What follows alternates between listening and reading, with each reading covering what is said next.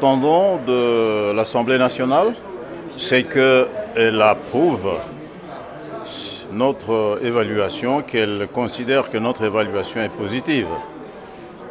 Et je crois que la façon dont nous avons conclu, dont le président a conclu la rencontre avec sa commission, nous fait croire qu'effectivement, cette rencontre a apporté la lumière nécessaire.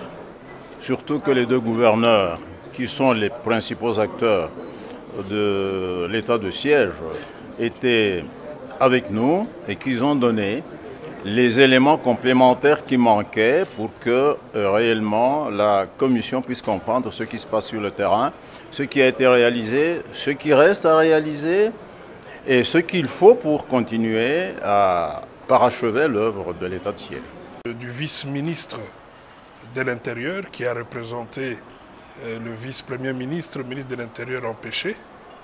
Et ensuite, nous avons poursuivi autour de 16 heures avec les ministres de la Défense qui étaient accompagnés par le chef d'état-major général et les deux gouverneurs militaires, celui de l'Ituri mais aussi celui du Nord Kivu. Et nous avions échangé sur l'état de siège, naturellement. Le ministre de la Défense a pris le temps de répondre aux préoccupations des députés. Et ensuite, on a eu le privilège d'écouter les deux gouverneurs militaires.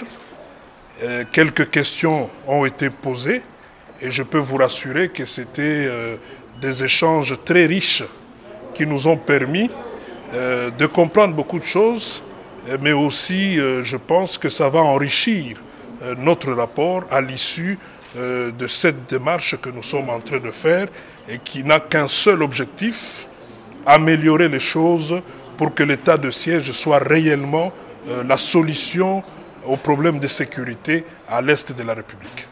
Il faut faire quand même la part, il faut distinguer les choses. Ici, nous sommes en matière sécuritaire, éminemment sensible et stratégique, et c'est même pour ça que l'Assemblée nationale, à travers le bureau, a décidé que ça soit géré au niveau de la commission. Et donc, après les travaux en commission, naturellement, nous allons rentrer en plénière pour présenter le rapport. Et je pense que l'objectif ici, pour l'Assemblée nationale, n'étant pas de bloquer la machine, nous soutenons la démarche, la décision prise par le président de la République, son Excellence Félix Antoine Tshisekedi Tshilombo. Et donc, pour nous, l'état de siège doit continuer, mais autrement peut-être, par rapport à beaucoup d'informations échangées qui vont nous permettre de faire des propositions pour améliorer et atteindre les objectifs escomptés. Merci beaucoup.